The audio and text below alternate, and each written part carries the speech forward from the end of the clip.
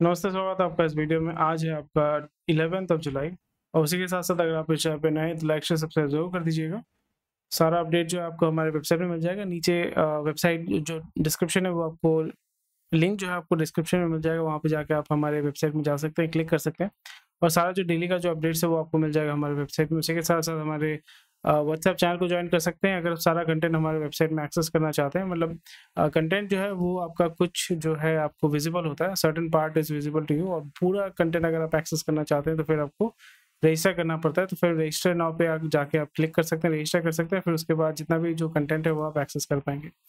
तो आज जो है नियर अबाउट 68 आपका न्यूज़ है, हेडलाइंस है। उस इतना सारा न्यूज़ जो है वो हम कवर नहीं करेंगे और कुछ-कुछ जो इम्पोर्टेंट चीज़ें उसके ऊपर हम बात करेंगे और जो जनरल ट्रेंड हमें देखने को मिल रहा है कि market is all time high और यहाँ पे कंसोलिडेशन आस्ते-आस्ते हो रहा है और जैसे हमने ऑलरेडी डिस्कस किया था that we were expecting that this week the market will be quite flat और वही चीज़ हमें देखने को मिल रहा है।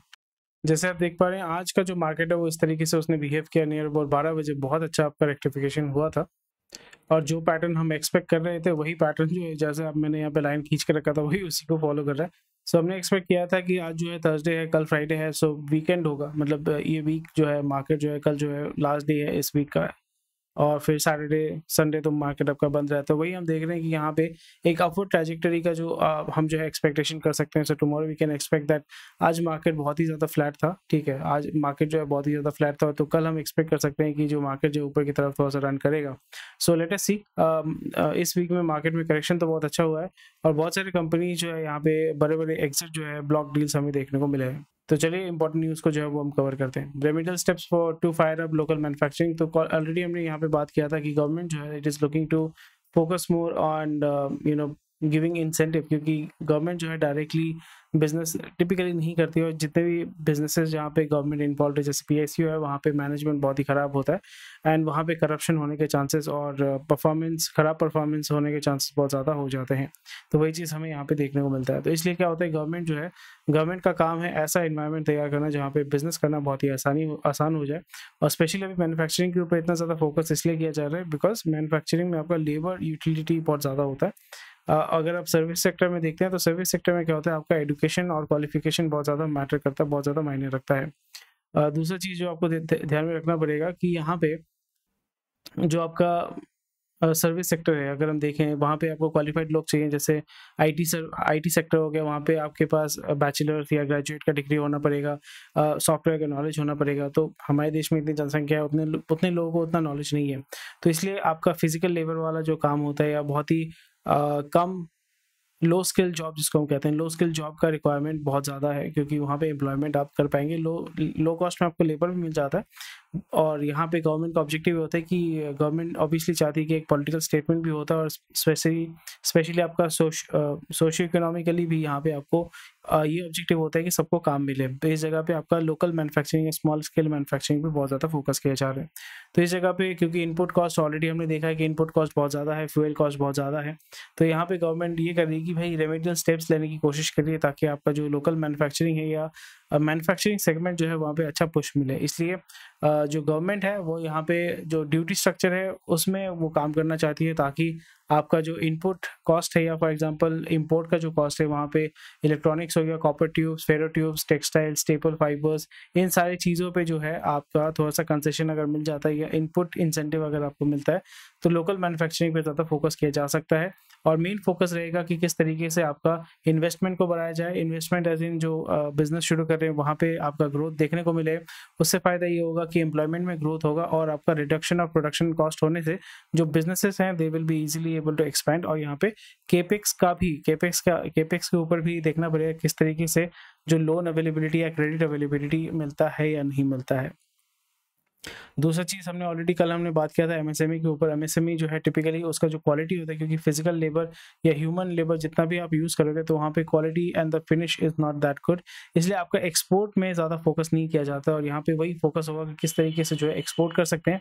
ऐसा कुछ आइटम जो है हमारे देश से एक्सपोर्ट कर सकते हैं जो लो कॉस्ट है और जो मतलब आप बोल सकते हो कमोडिटी बेस्ड चीज़ों को अगर हम एक्सपोर्ट करते हैं that will be more and more beneficial. Next news हम देख रहे हैं कि आद्यार आनंद भवन जो है उसने आपका 1000 से 1200 करोड़ वो उठाना चाहते हैं and they will be diluting 35% of the stake. और मेनली ऑब्जेक्टिव ये है कि पी को वो टारगेट करना चाहते हैं ताकि वो पैसा लेके, मैच्योर बिजनेस है और ये पैसा लेके जो है अपना रेस्टोरेंट वाला बिजनेस जो है वो ग्रो करना चाहते हैं।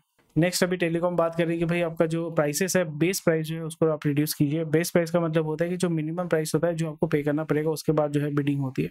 तो मिनिमम प्राइस इसलिए वो चाहते हैं ताकि आपका, क्योंकि केपेक्स मतलब गवर्नमेंट को तो पैसा देना पड़ेगा ना, कोई भी बिजनेस जो है वो कभी नहीं चाहता कि ज़्यादा पैसा खर्चा हो। तो यहाँ पे उनका मेन ऑब्जेक्टिव होगा कि इस तरीके से रिड्यूस्ड केपेक्स के ऊपर फोकस किया जाए। और यहाँ पे सबसे बड़ा एडवांटेज ये है कि टेलीकॉम कंपनीज के पास लेवरेज है, क्योंकि प्लेयर तो 3 ही है, वोडाफोन, जियो और एयरटेल। और वोडाफोन के पास इतना पैसा नहीं है कि वो अभी जो है दिल खोल के जो है बिडिंग करना शुरू करे।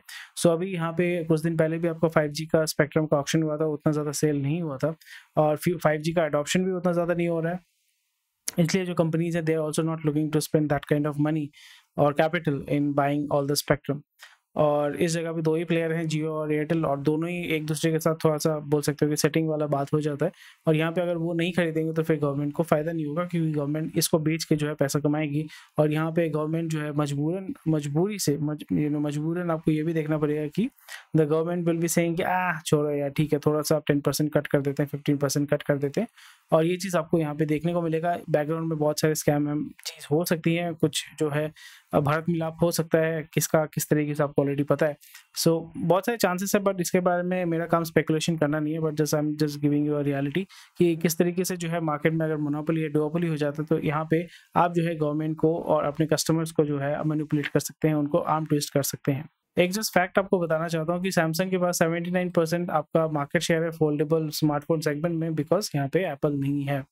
और अभी 20% आपका ग्रोथ हुआ है बिकॉज सैमसंग को कॉपी पेस्ट कौन करता है? Tecno, one plus, Motorola. So या तो यहाँ पे डोमेस्टिक विस्की का कंजम्पशन जो है वो बढ़ा है। फॉरेन जो स्कॉच विस्की है, आयरिश विस्की है या यूएस वाला विस्की है, उसका डिमांड जो है बहुत हद तक आपका गिरा है।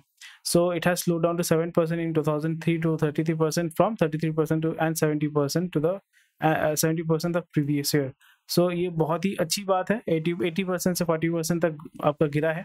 सिंगल मॉल्ट विस्की जो है आपका इंडिया में, और इंडिया से भी आपका बहुत ज़्यादा जो है विस्की उसको एक्सपोर्ट किया जा रहा है, so which is a very welcome move. और बहुत सारे रीज़न है। एक तो है कि आपका इम्पोर्ट ड्यूटी है, जो विस्की है, it's becoming very very expensive. Scotch whisky, Irish whisky, US whisky या टेनेसी, मतलब यूएस वाला विस्की अगर मैं बताऊं, जॉनी वॉकर जो है, जैक डैनियल जो है, Jack Daniels is American whisky, most probably वो टेनेसी का ही है। जैक डैनियल जो है वो आपका टेनेसी, हाँ टेनेसी आपका यूएस में है। सो टेनेसी या लिंचबर्ग टेनेसी का जो है ये कंपनी है, तो ये यूएस का विस्की है। तो अभी 1 लीटर का दाम मोस्ट प्रोबेबली 4,500 रुपये मोस्ट प्रोबेबली है। Let us see, I think I was quite near. Jack Daniels का जो जैक है वो 4,300 रुपये 1 लीटर का है, और ये 3,700 रुपये का है। एंड सिंगल मॉल्ट विस्की का जो है 8,300 रुपये। 70% प्रूफ यानी 70%, 100% प्रूफ, 80% प्रूफ। ये तगड़ा है, ये वाला तगड़ा है। सो ये सबसे ज़्यादा बिकता है वहाँ पे। तो ये बहुत सस्ता है, आई थिंक $20-25 का होगा। पर इंडिया में जो है इम्पोर्ट ड्यूटी, इन सारी चीज़ों की वजह से जो है दाम बहुत ज़्यादा बढ़ जाता है। ठीक है, मैं ये नहीं बोल रहा कि आपको दारू पीना चाहिए, बट हाँ, दारू पी रहे हैं तो लोग पी रहे हैं। चलो लेट्स मूव। Q1 में स्लो डाउन हुआ है इंफ्रास्ट्रक्चर प्रोजेक्ट्स में। नेशनल हाईवेज का जो प्रोजेक्ट्स है और कंस्ट्रक्शन 12% गिरा है। एंड ये होता है क्योंकि आपका जो होता है इलेक्शन के पहले जो होता है ना, मॉडल कोड ऑफ कंडक्ट, ये सारी चीज़ें हो जाती हैं। तो उस टाइम पे आपका बोल सकते हो कि प्रॉमिस होता है कि लॉन्च किया जाता है कि हाँ हम ये करने वाले, वो करने वाले, बट उसका इम्प्लीमेंटेशन करना, उसमें टेंडरिंग करना, ये टाइम लगता है। सो अब पुराने प्रोजेक्ट्स ही चल रहे हैं, नए प्रोजेक्ट्स को जो है वो लॉन्च नहीं किया गया है या उसका टेंडरिंग नहीं हुआ है। So these are the things, and उसके वजह से ये चीज़ें हमें देखने को मिल रही है। तो जितने भी इंफ्रास्ट्रक्चर कंपनीज हैं उनका जो रेवेन्यू थोड़ा सा यहाँ पे हिट हो सकता है। सी फूड एक्सपोर्टर्स का एक्चुअली हालत ख़राब है, क्योंकि यहाँ पे जो एक्सपोर्ट करने वाले शिपिंग कंपनीज हैं या शिपिंग का कॉस्ट जो है वो बहुत ज़्यादा बढ़ गया है। और बहुत सारा जो शिपिंग कंपनीज का जो ये बेसिकली आपका बुकिंग होता है, तो वो चाइनीज़ एक्सपोर्टर्स ने बेसिकली अवेलेबल जितने भी कंटेनर्स थे जो यूएस में शिपिंग करते हैं, तो वहाँ पे उन्होंने उसको टेकअप कर लिया। सो ये कॉम्पिटिटिव प्रेशर, इनपुट कॉस्ट जो है इनका बढ़ चुका है। So this is where having a domestic shipping industry is very very important and very vital. Trualt को आपका 390 करोड़ का 1G यानी फर्स्ट जनरेशन बायोएथेनॉल का ऑर्डर मिला है OMC के माध्यम से।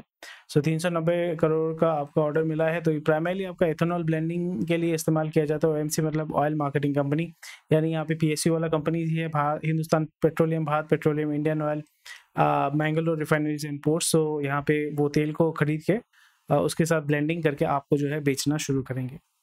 FDI जो है वो रियल्टी में आपका इन्वॉल्व हो चुका है टू ग्रो 20% बाय 2025। बहुत अच्छी बात है, और इसमें सबसे बड़ा फायदा ये होगा कि डायरेक्ट इन्वॉल्वमेंट रहेगा। जितने भी सारे इंफ्रास्ट्रक्चर होने वाले हैं स्पेशली रियल्टी में जो है ये आएंगे, पर इसमें दिक्कत ये होने वाली कि चीज़ों का दाम जो है, प्रॉपर्टी के कॉस्ट बढ़ने वाले हैं और ज़मीन का दाम जो है वो बढ़ने वाला है।